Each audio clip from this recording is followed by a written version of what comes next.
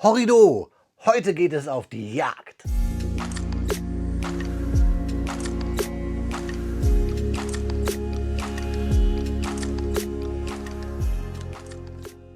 Willkommen in der Noppenklötzchenscheune. Mein Name ist Blockstar und ja, Freunde, heute nehme ich euch mit auf die Jagd, beziehungsweise jagen wir mit dem Kobi-Set 2667 den Jagdpanzer 4 in der Ausführung F, das Sonder-Kfz 162 und. Es gibt noch viel mehr und kompliziertere Namen. All das klären wir nachher hier auf meinem Bautisch. Ganz wichtig, wir sprechen hier über die aktuelle Limited Edition, die wir zum Wechsel März-April 2026 bekommen haben. Einen Jagdpanzer, natürlich aus der Historical Collection World War II im Maßstab 1:28. Und was ich euch schon sagen kann, dieses Set bekommt ihr auch nur so in dieser Variante in der Limited Edition. Und Stand jetzt, Anfang Mitte April, ist diese auch schon ausverkauft. Sachen gibt es also eine ganze Menge zum Erzählen rund um dieses Set. Freunde, jetzt nicht auf meinen Hochsitz, sondern hier auf meinen Bautisch klären wir diese.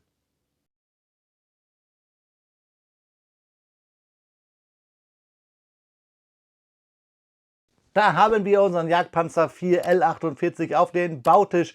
Das Kobi-Set 2667, 1175 Steinchen, 4 tolle Minifiguren. Schauen wir uns natürlich im Verlauf des Videos an. Und dieses Fahrzeug, man könnte munkeln, schon typisch Limited Edition mit diesen vielen Grünzeug. Ab 11 Jahren wird empfohlen, dieses Fahrzeug in die Hand zu nehmen. Bei einem 1:28er Set von Kobi natürlich sinnvoll. Fakten bekommt ihr gleich.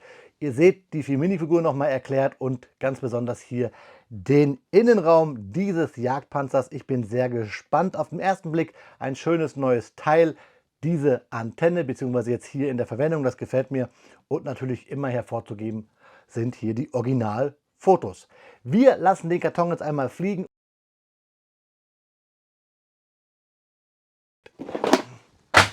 Ja, Freunde, da liegen 3, 2, 1 Bautüten auf meinen Bautisch. Natürlich meistens beige, braun, grün und schwarz bei diesem Fahrzeug. Wir haben das Zertifikat mit der Nummer 360 und das geprintet ist es ja nicht, aber lasergeschossene Typenschild für später, unterschrieben vom Kobi-Chef, der den besten Weltjob hat, den es gibt. Den besten Job der Welt, würde ich sagen. Einen schwarzen Teiletrenner, der beste Teiletrenner der Welt ist. Superlative über Superlative. Und dann natürlich die Kobi-Anleitung, wo ich finde auch, dass Kobi-Anleitungen mit die besten der Welt sind. Leider hat die Anleitung hier diesen Flug nicht gut überstanden, hat hier eine Macke. Klammer gebunden, Pad printed, ist klar, wir haben hier nur Prints, keine Sticker. Eine kleine Legende, um darauf hinzuweisen, dass hier Steine in der Form etwas abweichen können zu normalen Systemsteinherstellern, aber kompatibel sind sie alle. Wir bauen uns von Baustep zu Baustep. Der aktuelle Baustep ist immer farblich hervorgehoben, der davor ist dann farblich entsättigt. In den kleinen Kästchen nehmen wir die Steine in die Hand, die wir stecken müssen, und Pfeile weisen uns den Weg. Ab und zu gibt es kleine Anlegehilfen oder kleine Fenster, die uns erläutern, was wir wie wo zu machen haben, für alle, die neu auf meinem Kanal sind und Kobi zum ersten Mal probieren. Hier haben wir so eine Anlegehilfe. Fertig sind wir dann logischerweise nach 3 Bautüten, die wir uns durchgefräst haben, mit den Baustep 264, wenn wir die Klappen anbringen und den Motor im Fahrzeug versenken. Auf den letzten Seiten dann immer die Steineübersicht, wo wir sehen, welche Steine verbaut wurden. Kobi hat ja immer hier einen Zahlencode. Und sollte euch hier ein Stein fehlen, angenommen der Teiletrenner fehlt euch im Set, dann könnt ihr das bei Kobi hier unten auf der Webseite gleich monieren. Macht das bitte auch, denn sonst lernt Kobi nichts, wenn sowas vorkommt. Und dann natürlich hier 4 kleine Zusammensteckhilfen für die Minifiguren. Freunde, ich wünsche euch jetzt ganz viel Spaß bei den Fakten. Mir viel Spaß beim Klemmen.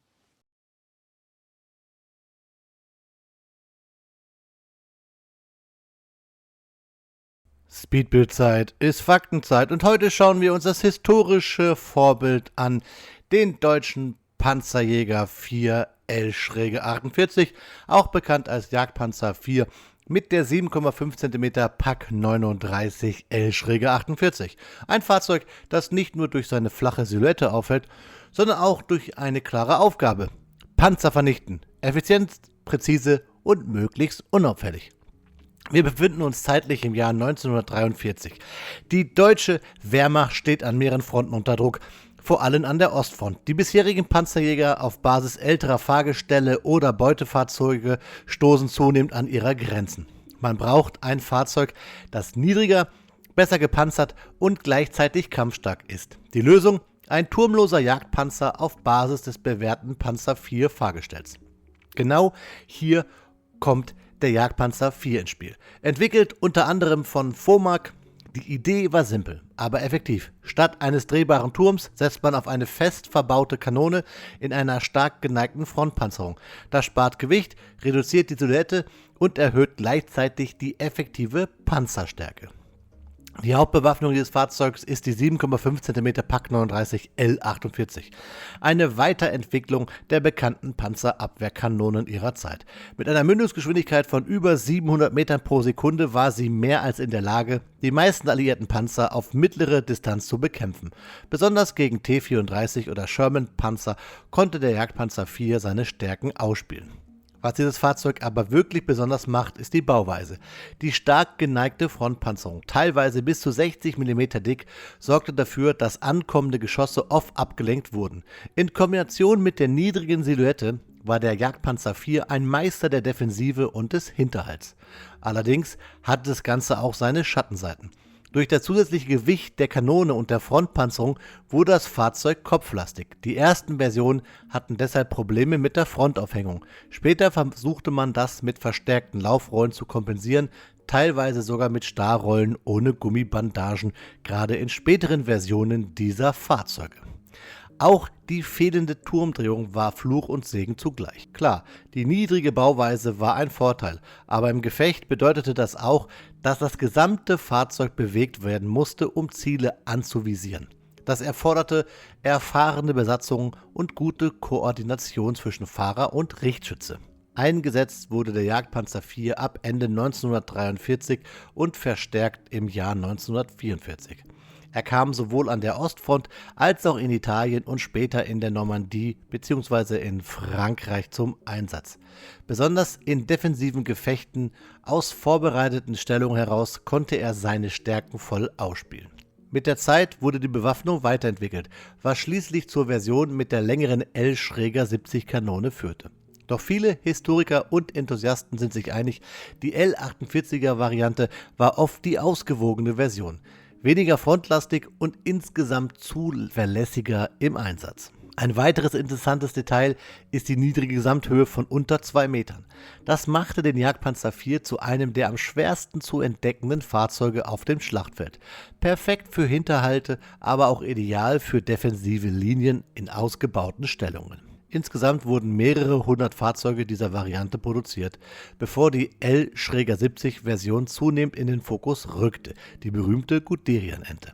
Dennoch blieb der Jagdpanzer IV L-48 ein wichtiger Bestandteil der deutschen Panzerjägertruppen. Wenn man sich das Fahrzeug heute anschaut, egal ob im Museum oder als Klemmbaustein-Modell wie jetzt hier, erkennt man sofort diese klare Linienführung, die aggressive Front und das kompromisslose Design. Ein Fahrzeug, das nicht für den offenen Schlagabtausch gebaut wurde, sondern für taktisches Vorgehen, kluge Positionierung und gezielte Schläge. Und das macht diese Fahrzeugweise auch, finde ich, heute noch faszinierend. Wenn euch solche historischen Deep Dives gefallen, lasst doch gerne jetzt schon ein Abo da und schreibt mir in die Kommentare, welches dieser Fahrzeuge, ob Panzerjäger oder nicht, wir uns als nächstes anschauen sollten.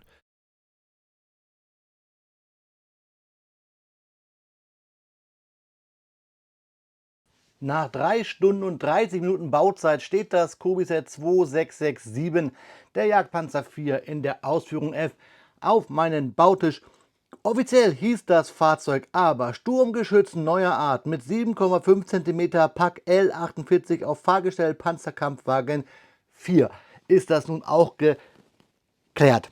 L48 bezieht sich ja auf die Kanone, auf die Pak 39, das Sonderkfz 162 in der Ausführung F, so wie es hier steht.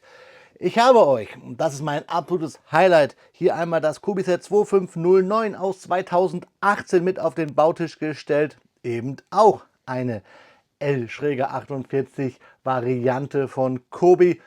Der heilige Gral.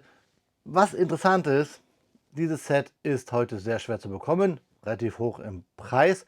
Hat mal 34,99 € gekostet, damals 2018.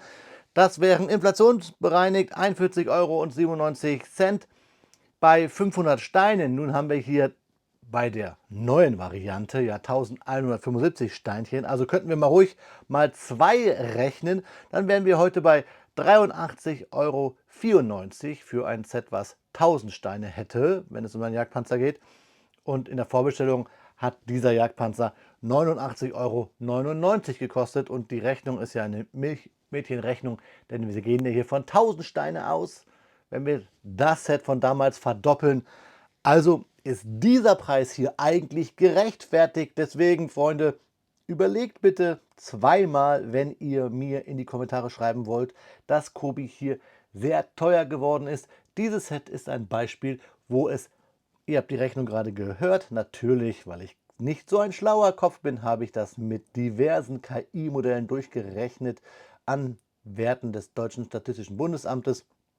Also könnt ihr denen vielleicht glauben, mir müsst es nicht, aber da ist diese Teuerung bei Kobi nicht wirklich angekommen, wenn wir natürlich die Grundlage nehmen des Kobi Sets 2509. War mir mal ein Spaß. Was ich noch interessant finde im Vergleich zu diesem Set hier, dann wisst ihr auch gleich, warum ich jetzt diesen Fakt bringe. Wir haben hier rechts ein Set, wahrscheinlich der Panzerjägerabteilung 38 der 2. Panzerdivision aus dem Raum Fulda 1945. Wir haben dort, ihr seht es, 5 Figuren. Bei diesem Fahrzeug haben wir 4 Figuren. Dieses Set hat also einen originalen historischen Bezug. Dieses Fahrzeug gibt es also in der ersten Kompanie, beziehungsweise gab es es. Das erklärt auch, warum wir damals 2018 einen Volkssturmmann dabei hatten und Uniformen, die so ein bisschen aussehen wie halt 44, 45. Dieses Fahrzeug hier, da kann ich nur raten. Ihr wisst ja immer, ich versuche, und ihr merkt es gerade beim Anfang dieses Videos, hier Geschichte zusammenzuführen. Einmal natürlich Geschichte innerhalb von Kobi in ihren Produktlinien und natürlich zu den Fahrzeugen.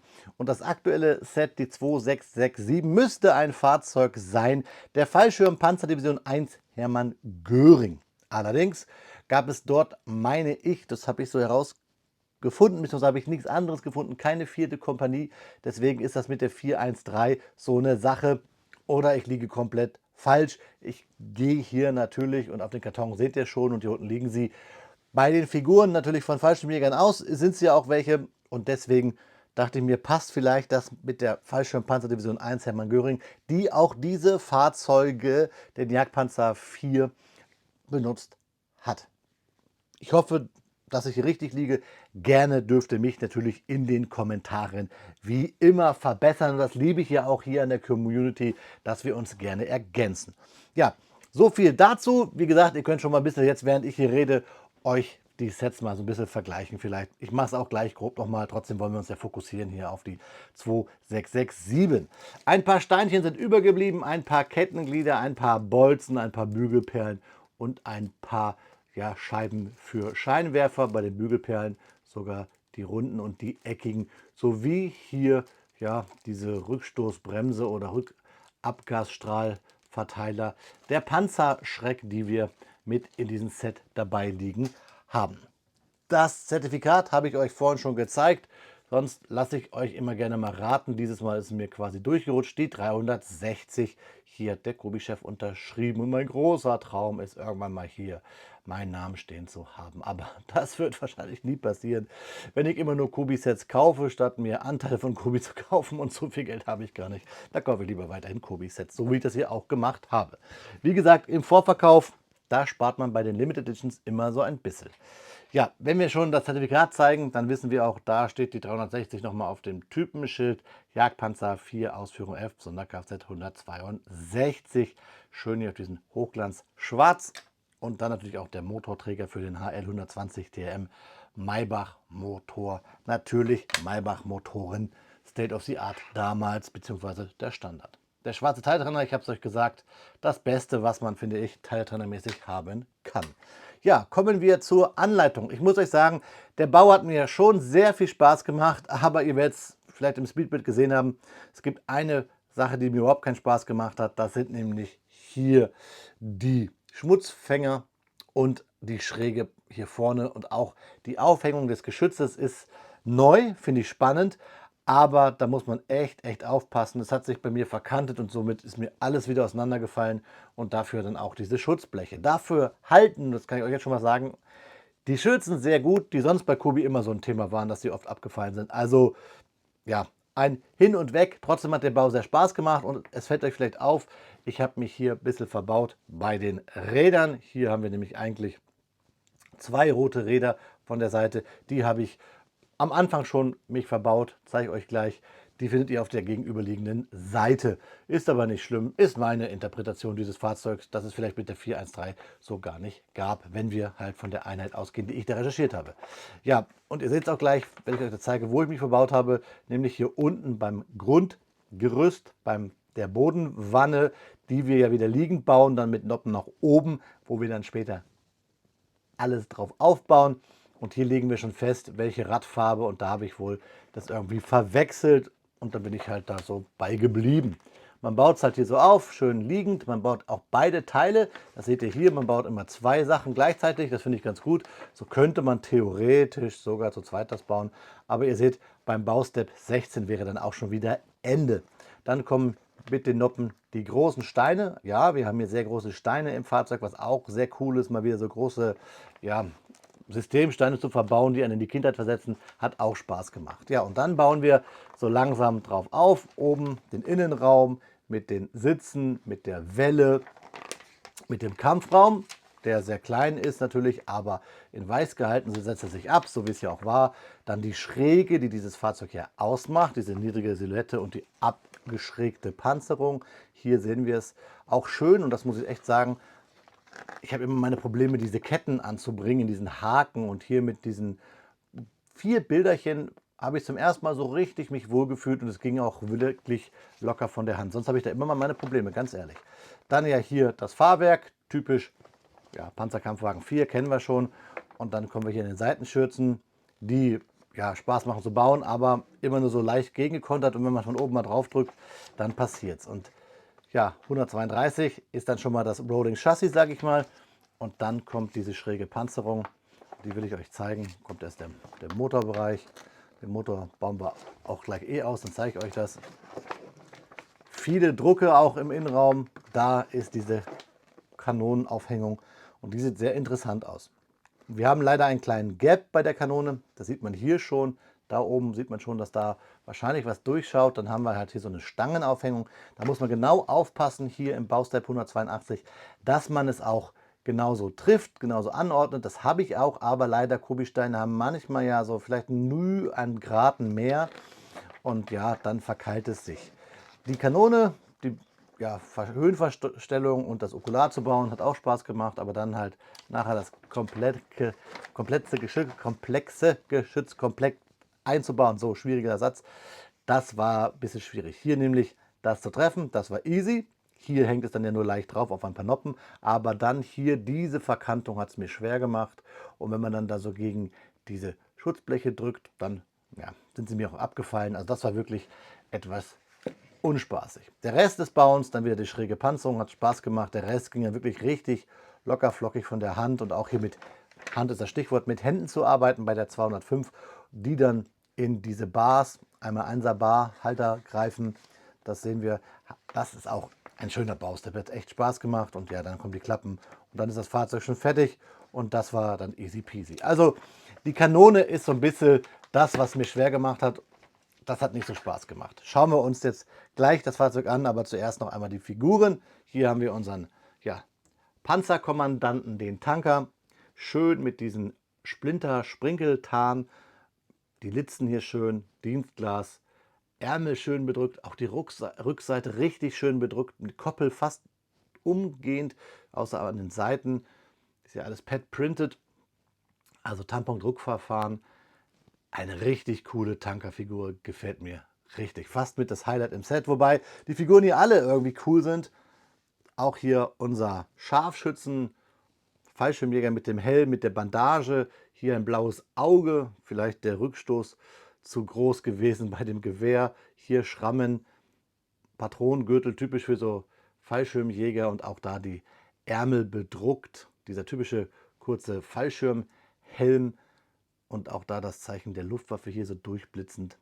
Das Gewehr mit dieser typischen neuen Hand, die man reinstecken soll. Gewehr 43 mit Okular. Also, und der schöne Koppel auch bedruckt.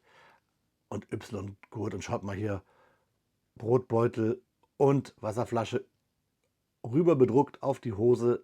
Das ist par excellence Minifigurendruck im Style von Kobi. Ja, dann der andere Tanker, ja, der ist jetzt so lala. Interessant ist, dass hier quasi der Hals noch so bedruckt ist, würde ich mal sagen. Oder es soll vielleicht ein Unterhemd sein, weil dann ist es schade, weil das Grün hier beim Hals wieder so ein bisschen durchschimmert. Da seht ihr es. Dreckiges Gesicht gefällt mir auch. Koppel, Abzeichen, Rückseite nicht bedruckt. Also die in Anführungszeichen langweiligste Figur, trotzdem gut. Und dann der, ja, heute würde man sagen Medic, der Sanitäter, hier unser Fallschirmjäger. Ich habe erst gedacht, ist das historisch überhaupt korrekt? Gab es überhaupt solche großen roten Kreuze bei Einheiten der Wehrmacht? Aber ja, gab es. Sauerstoffersatzkoffer steht hier übrigens dran, finde ich ganz lustig. Es gibt Bilder, gerade auch mit Fallschirmjägern, die solche Umhängeleiberl haben. Die Armbinden waren auf jeden Fall Standard, also auch eine schön bedruckte Figur, und dieses, ja, Stethoskop, das ist auch ein altes, sehr altes Kobi-Teil. Finde ich cool, dass Kobi das hier wieder verwendet. Also 4 tolle Figuren. Natürlich haben wir standardmäßig eine Trage, die hat Kobi auch schon sehr, sehr lange im Portfolio. Und dann, ja, Panzerschreck kennen wir auch schon mit diesem ja, Schutzblech. Hinten dann dieses Teil, um den Abgasstrahl zu verteilen, zu leiten. Und dann, ja, die Munition dafür, die sehr klein ist. Die fällt mir auch immer wieder aus der Hand raus. Kann man fast greifen, nicht kaum greifen. Die auch typisch Kobi ist, typisch Standard ist. Die auch Kobi immer ein bisschen mehr dabei legt. Also das ist so, dass wir als Figuren bekommen. Richtig nice. Wenn ich sie jetzt zur Seite schiebe, ist das nicht disrespektvoll gemeint, sondern Hammer. Aber wir wollen über das Fahrzeug reden, was theoretisch sehr gut rollt. Allerdings auf meinem Bautisch hier, ihr kennt die Problematik, wenn ihr meine Videos kennt, der ist einfach zu glatt. Hier seht ihr auch dann übrigens die beiden roten Rollen. Ich fasse jetzt von unten an, weil hier vorne, also den Bereich kann man gut anfassen, aber die Bleche, habe ich euch gesagt, ungerne. Und das Rohr, da seht ihr den Gap, den ich meine. Der sieht ein bisschen blöd aus, also das Rohr muss immer so ein bisschen, ja, 7/8 Stellung wäre vielleicht ganz cool. Saugkopfblende kennen wir schon, dieses neuere Kobi-Teil. Hier haben wir schön bedruckte Luken, finde ich ganz cool. Hier oben diesen auch großen Lukenkranz, den wir jetzt öfter haben bei Kobi, bedruckt über mehrere Fliesen, ist super. Hier Okulare, die 413, das Balkenkreuz, die Kiste, generell die ganze, ja, Heckmotor, Haubengeschichte wollte ich schon fast sagen, aber Abgasanlage und so weiter gefällt mir sehr gut. Werkzeugkisten, Wagenheber, generell Kisten und dann hier wieder Balkenkreuz, Okular, die 413. Also tolle Drucke auf dem Fahrzeug und auch viele Details. Ich nehme das Grünzeug hier ein bisschen ab, damit ihr noch mal ein bisschen mehr seht. Wagenheber, Kanister, Kisten und Werkzeug. Und der Clou ist, natürlich haben wir hier diese Motorhaube darunter versteckt, die wir jetzt so ein bisschen durch die Axt sogar ein bisschen drüber gedruckt ist. Ich will mal gucken, ob ich sie gut rauskriege, wenn ich hier an der Kiste ziehe. Ja, ihr seht es dort. Tada! Da geht die ab. Also am besten hier wirklich an diesen Kistenhaufen ziehen. Und dann haben wir da den Motor mit dem Kühlergerippe. Können wir hochklappen. Auch wieder da. Ich gehe auch davon aus, dass das hier Kühlungselemente sind oder für den Flüssigkeitskreislauf. Und dann wackeln wir so ein bisschen und dann haben wir unseren Motor in der Hand. Unseren Maybach-Motor, den wir auch dann sehr leicht rein und wieder rauskriegen. Da hat Kobi sehr gelernt. Hier auch schön bedruckt. Ja, Standard. Bei den Motoren, ich witzel immer wieder. Ich habe jetzt so viele Maybach-Motoren gebaut. Irgendwann baue ich ein Kobi-Mok mit einer Maybach-Motorenfabrik. Ja, das ist halt hier der Innenraum mit diesen auch geil, dass es bedruckt ist, diesen Kühlrippen. Hier geht es sogar noch weiter, also mehr Details sogar. Und dann haben wir hier eine schöne Stange und dieses schöne Antennenteil, das gefällt mir. Wirkt zwar sehr groß, aber irgendwie finde ich das stylisch, das hat was. Die Deutschen waren ja sehr innovativ, was die Funktechnik in ihren Kampffahrzeugen anging. War ein Vorteil Anfang des Krieges. Und dann können wir hier auch die Klappe zum Kampfraum abnehmen.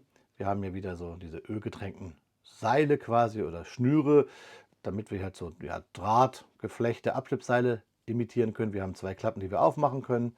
Hier die Stange hinten finde ich auch ganz cool. Und dann haben wir da den Innenraum für die Höhen- und Seitenrichtung des Geschützes. Unten orange die Welle, hier sollen die Sitze sein. Da sieht man es, 1, 2, 3 Sitze. Wir haben Munition, wir haben Kisten, wir haben Stützen. Man sieht hier diese Aufhängung, die ich meinte, die fasse ich jetzt nicht an, die lasse ich so. Und hier diese Aufhängung für die schräge Panzerung mit den Händen in diese 1x1er mit Loch. Das ist cool, da hat Kobi was Schönes geliefert. Und dann ja hier Kisten für, ich denke mal für die Funktechnik, beziehungsweise haben wir hier für die Funktechnik, weil wir sehen hier richtig die Regler. Also mir gefällt der Innenraum, er könnte sicherlich noch etwas detaillierter sein vielleicht, weil gerade Kobi ja viele kleine Stangen und Bars hat und so weiter. Aber ich finde für mich so Casual Klemmer gefällt das. Ich weiß, dem einen oder anderen Mocker gefällt es nicht, Grüße gehen raus, aber ich bin damit eigentlich zufrieden und mir macht das ganze Fahrzeug vom Eindruck her einfach Spaß und ich kann es kaum erwarten, ihr seht schon hier rechts, die Guderian-Ente zu bauen, die ja auch ein Fahrzeug aus dieser Familie dieser Fahrzeuge ist. Ich zeige es euch noch einmal von unten, hier, da, und das seht ihr schon da, wo ich mich verbaut habe, die Farbe. Und was ich euch immer wieder sage, wir bauen liegend und nach oben gehen dann die Noppen. Hier seht ihr auch die dicken Steine durchblitzen, die ich vorhin erwähnt habe. Und ich nehme jetzt einmal eine Schürze ab, damit ihr auch seht, dass ich hier nicht Blödsinn geredet habe, dass die sehr gut halten. Sie werden nämlich einfach nur so gesteckt an Bars. So, hält sogar sehr, sehr gut. Also hier haben wir diese 1x1er Teils mit diesen kleinen Minibars, also den Stangen, so an der Seite. Wir haben das typische Panzer IV Fahrwerk angedeutet, hier diese Halterung der Räder und dann haben wir hier mit dieser Baurichtungsumkehr 1x1er, ja Fliese, Stein, wie auch immer, weil es ja so dünn ist, die Möglichkeit, jetzt sage ich, dass es so gut hält, aber klar, wenn ich den Stein hier abmache, der es eigentlich gegenkontert, ne, ja, dann haben wir das Problem. Aber es ist für eine Schürze bei Kobi, das habe ich schon viel, viel schlechter gesehen, viel, viel wabbeliger und das hält hier wirklich sehr gut. Und auch diese großen Bars hier, diese wirklichen, die man sonst kennt, so als Kanonenrohre, halten das sehr, sehr gut. Und wir stecken es dann einfach, ihr seht es hier, einfach wieder dran. So, zack, zack, zack, wird gegengekontert und fertig. Und ja, schon hängt unsere Schürze hier wieder fest am Fahrzeug.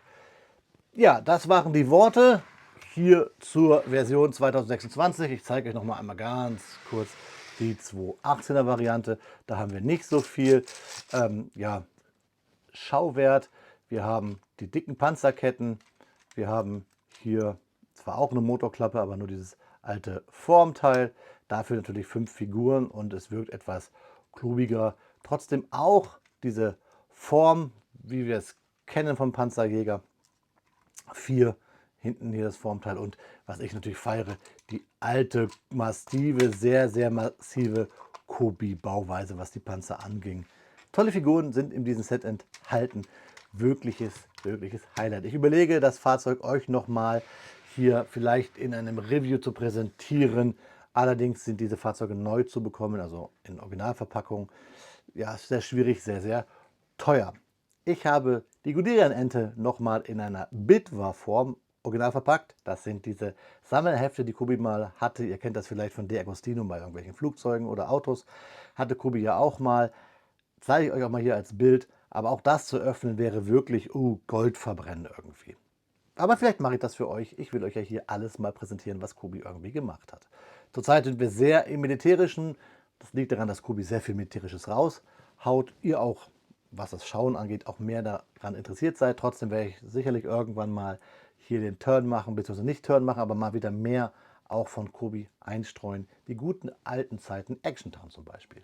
Das nur so als kleiner Ausblick, Freunde. Ihr bekommt jetzt Detailbilder dieses Fahrzeugs und dann schauen wir uns zum Abschluss in die Augen. Sprechen wir kurz über den Sponsor des heutigen Videos und halt nicht abschalten, denn eigentlich meine ich dich. Vielen lieben Dank, liebe Kanalmitglieder, für eure monetäre Unterstützung und vor allen Dingen das Kicken des Algorithmus. Daher auch noch Danke an alle anderen Kommentatoren, an alle, die diese Videos schauen, an alle, die mir Feedback geben, egal auf welchen Social-Media-Kanälen oder im echten Gespräch, an alle, die einen Daumen hoch lassen, an jeden, der meine Videos teilt. und natürlich auch vor allen Dingen an euch generell in der Community auf Discord, in den Telegram- oder WhatsApp-Gruppen. Danke, dass ihr mit mir kommuniziert, dass wir über unser Thema Klemmbausteine und die geschichtlichen Themen hinter diesen Sets sprechen. Ihr seid die Geilsten. Danke für eure Unterstützung. Wenn ihr Detailbilder bekommt, dann gehört es zum guten Ton bei Blockstar, dass ihr nochmal Fakten bekommt. Ihr könnt während dem Lauschen der Zusatzfakten euch ein eigenes Bild nochmal von den Details dieses Kobi-Sets machen und auch eure eigene Meinung bilden, unabhängig von meinen Ausführungen.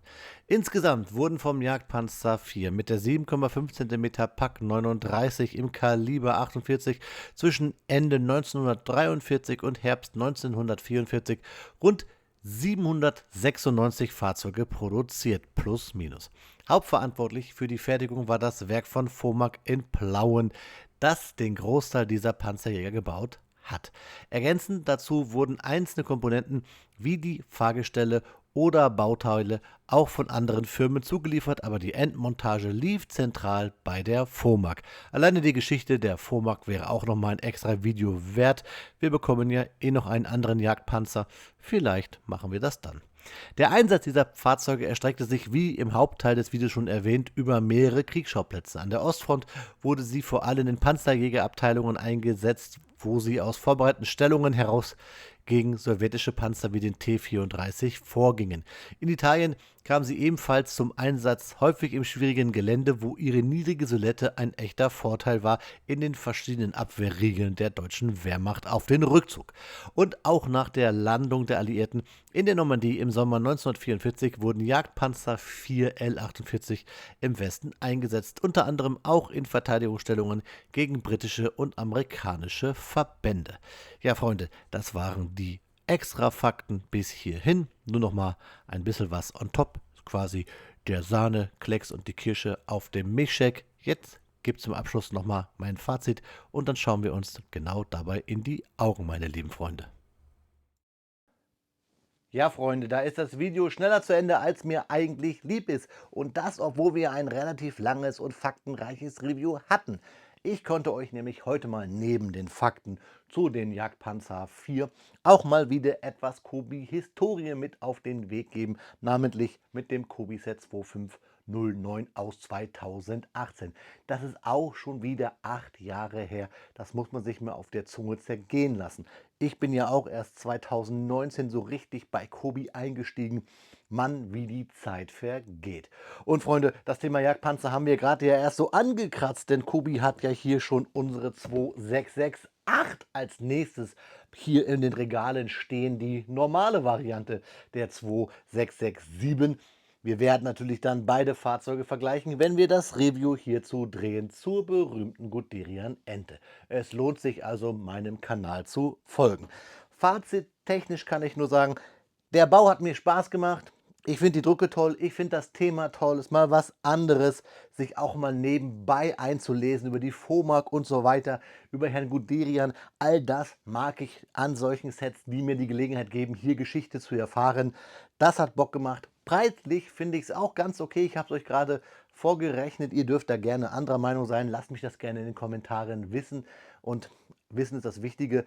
Ihr gebt ja immer noch mal meinen Fakten hier noch mal euer Wissen dazu. Das macht es immer noch besser. Und ich antworte auch immer mehr und immer liebster per Sprachnachricht auf die Kommentare. Dann kriegt ihr noch mal ungefiltert meine Stimme. Finde ich auch ganz cool, so mit euch in den Dialog zu treten. In diesem Sinne, Freunde, müsste ich jetzt ja eigentlich wegen dem Intro sagen, Waldmanns Heil, aber nein, wir bleiben dabei. Horrido, ein Panzer ist auch nur ein Auto. Gute Fahrt, auf Wiederbauen, euer Freund, der Blockstar.